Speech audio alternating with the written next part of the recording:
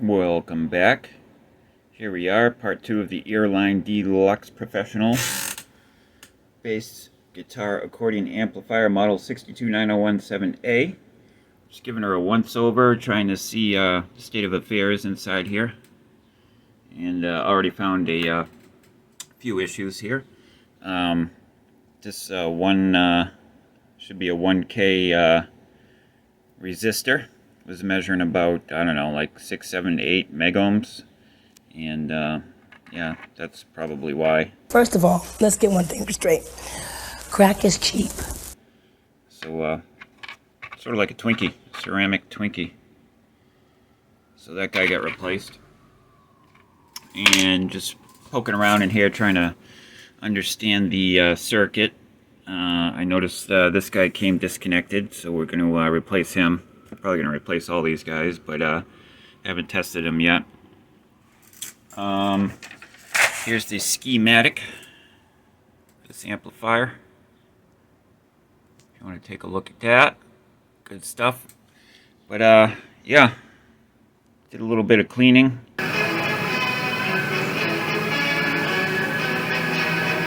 I can't see it right now, but got a lot of that gunk off. But yeah, just a lot of the boring work that goes into fixing these things.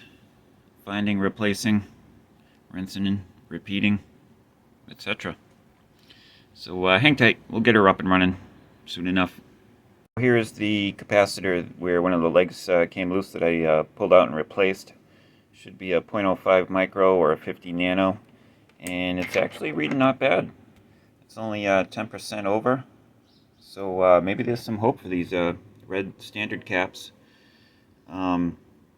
Tested this guy over here and this guy over here in the lower chassis. I believe this guy had drifted a little bit further than than I'm comfortable with, but this guy seemed okay. So yeah, maybe there'll be a lot less work to do in here than we originally thought. So good stuff there. As an added benefit, maybe we can use this as a tone capacitor in a guitar. I mean, this will give you that magic unicorn rainbow sprinkled tone for sure. It still doesn't have the tone apart, because what it is like when you take the two coils and put them on top of each other, you basically end up with half a pickup. Maybe. Probably, yeah. Something like that. And they were very, very cool. Something to think about. Here's all the capacitors that I just removed. All these black Mallory caps, 35 at 50s. I believe they were all being used as tube cathode bias capacitors. And so I replaced them all. So there's a replacement there, and one there, one. They're all there. I think the tonepriest is going to have some lunch, take a break and have some lunch, because man does not live on tone alone, but also on frozen microwave pizza. And then I think we might try and fire her up and see what happens. All the other caps, they seem reasonable. When I tested them with the old multimeter and the ESR meter, this guy here. So yeah, let's see where she stands after I sit and have a sandwich or something. I'll have to see what's in the old refrigerator. So stay tuned for that. Doesn't that look yummy? Alright, we're back. So before we do anything, we need to install a new 3-conductor power cable and remove the death capacitor. Well, there's actually 2 of them. It only shows one right here, 0.01, but there's actually 2. These 2 big giant disc capacitors. They're both tacked into the back of the fuse. Those are your 2 death capacitors, so those need to go. We're going to get rid of the line reverse switching of the power switch, so it's just going to be on normal with no reversing lines or anything like that. regardless of which way you flip the switch after we rewire all this. So let's do that. Everybody's favorite tool. I like dikes. Who doesn't, Ken?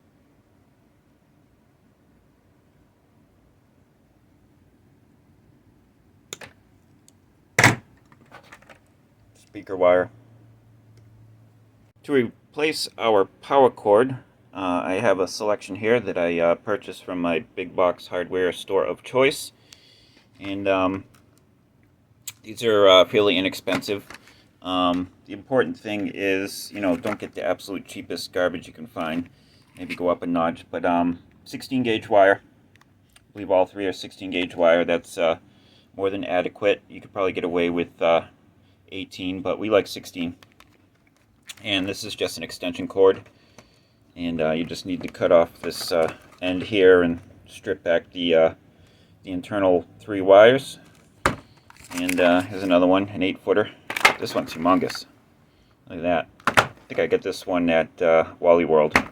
This one came from Lowe's. I believe this one also came from Lowe's. I kind of like this one for the super old vintage amps, and I'm probably going to use it on this one because it's got the cloth wrap and it looks kind of, you know, kind of sort of looks like it belongs there. So I think I'm going to go with this one.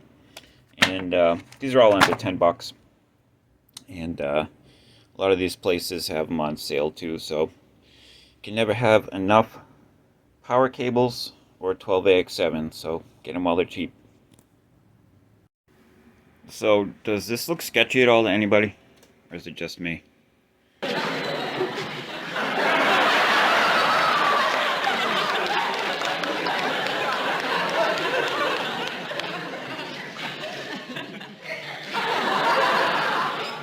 When did they put that in here?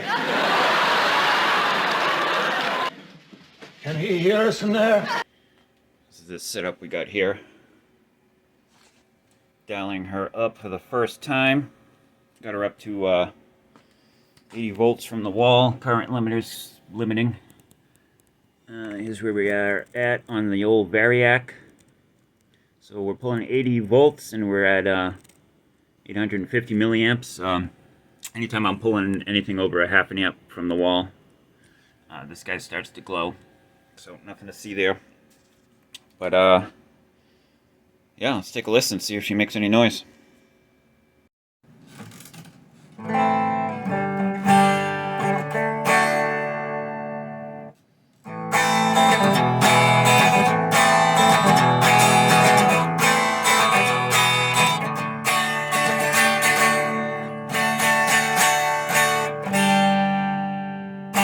Nice.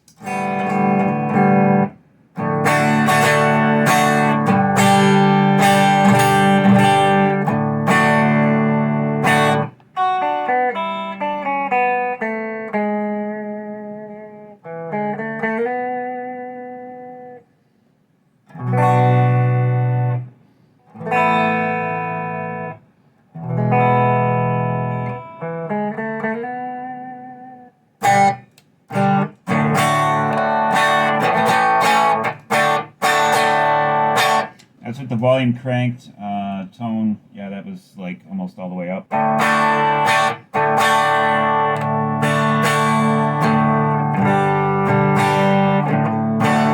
Not a whole lot of output, but as we know from the Gemini, could be a bias issue, but again, we're only at 80 volts from the wall.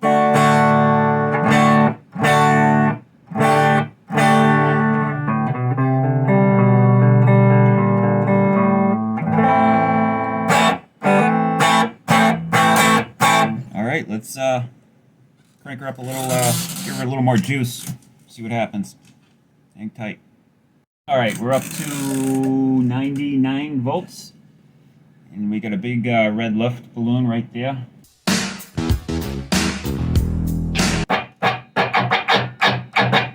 Volume's definitely increased to somewhere where I'd expect it.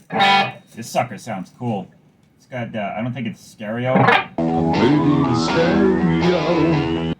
I don't know, what's the definition of stereo? I mean, we have two separate output transformers, and you're each driving a speaker. It sounds really, really cool.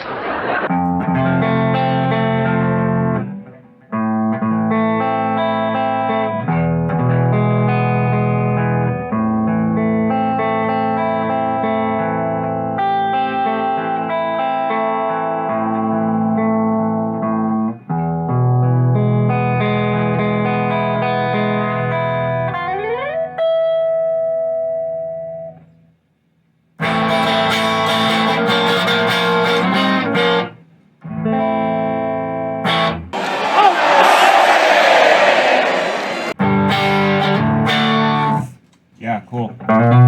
Sorry that I can't play any better for you at the moment. Not that I don't always suck, but the first time I dial up a new amplifier for the first time, my heart is usually racing. But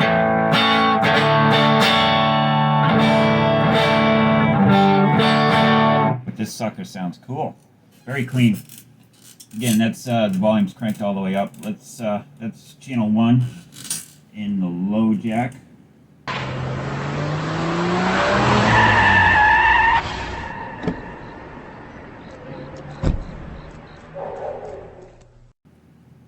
Let's go to channel 1 in the high jack.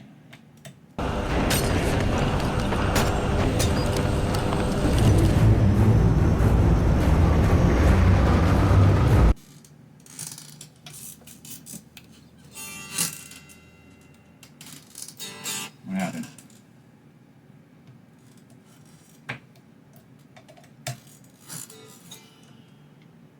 Oh. Oh. I'm such a retard. Let's get busy! Oh, no! Hold on.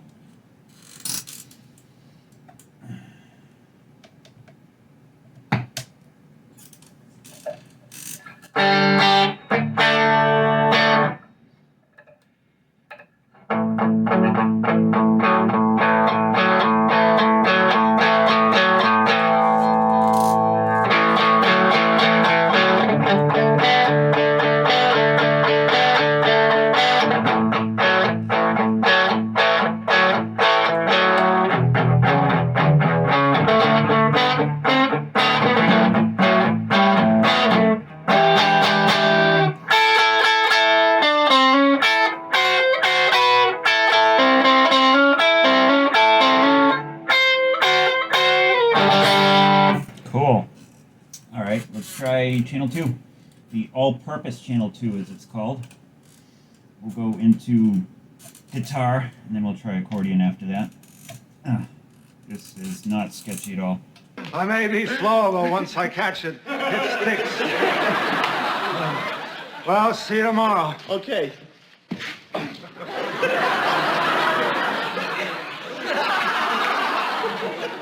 Bobby, when the hell are you gonna get this thing out of here? Don't try this at home. Alright, volume. Ooh, volume knob's really crunchy.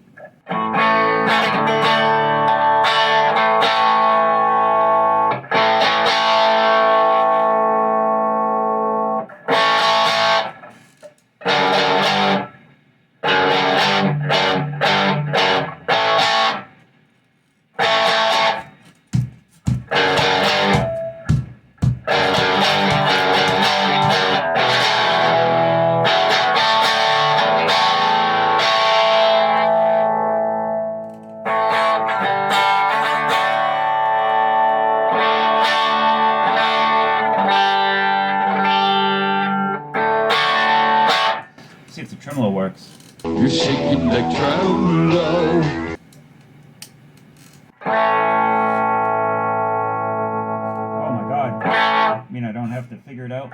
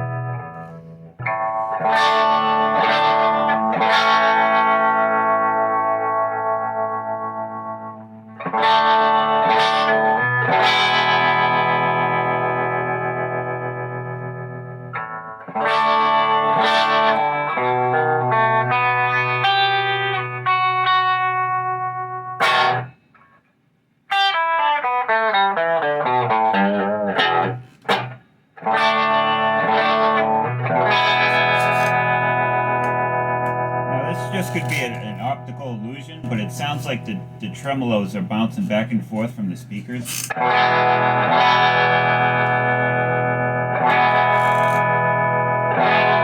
But if you stick your melon in the right spot, it's pretty psychedelic.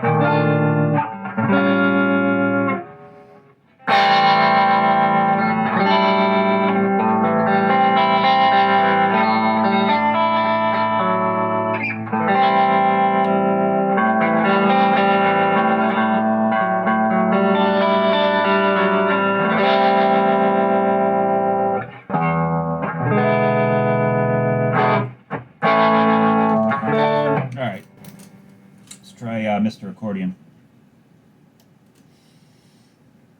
Come on.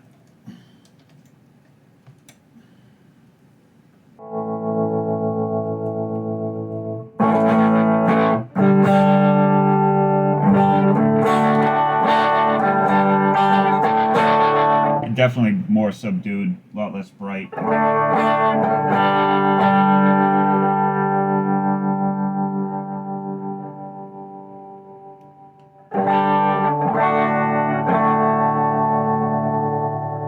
I think we can go in and maybe double the value of the first tremolo capacitor because it's way too fast in the fastest setting and not slow enough in the slow setting. That's as slow as it gets.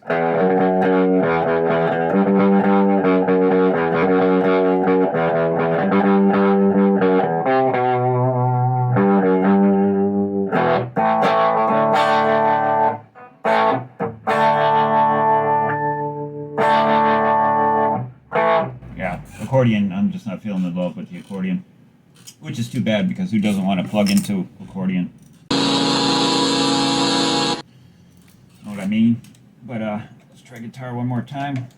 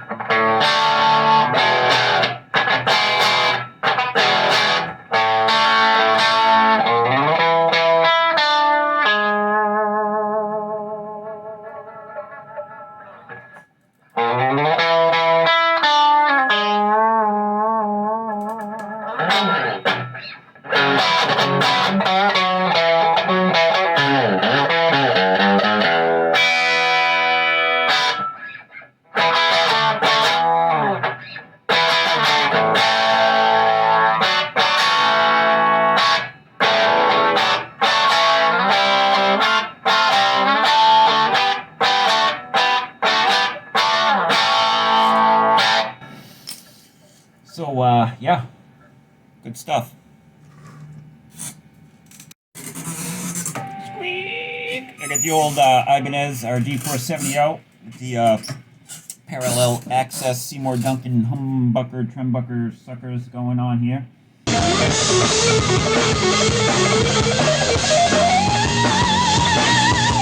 See if we can get a little more fire out of this bad boy.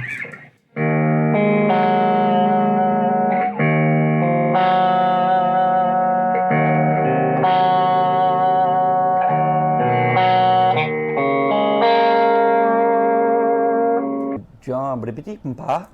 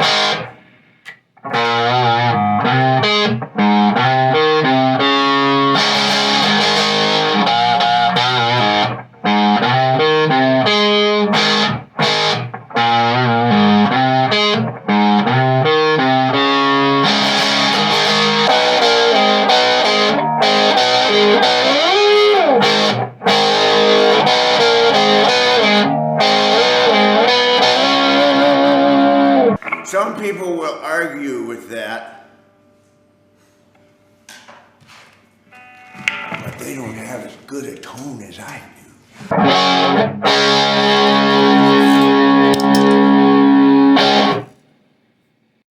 Well, there you have it. Very little fuss. All I really did is I put in a 3-conductor cable, power cord, changed all the tube cathode bias capacitors. The black Mallory's had to go. Couple other little odds and ends. I imagine if I play this for a little while, the plate resistors are going to start to pop because they're all the carbon comp style. But what a cool little amp. Doesn't have the most saturation in the world. Again, we need to bias it. We're still on the training wheels here, the current limiter. So that's, you know, you can see how bright it's glowing. So you know this thing's getting choked out. So, yeah. I think we'll have one more video on this guy, and where I put her all back together, bias her, put her back together, take her off the training wheels, and yeah, what a cool amp. And it's amazing, you know, all these 50 whatever year old. See, this thing was made in 63, so it's 40, yeah, 58-year-old amplifier, 58-year-old RCA. Genuine RCA tubes. Electron tubes. Still have the ghost. So good times. Good times. Hope you enjoyed it, and probably have one more on this one. We'll package her all up, and maybe we'll finish a project for once. So we'll see you then. Done!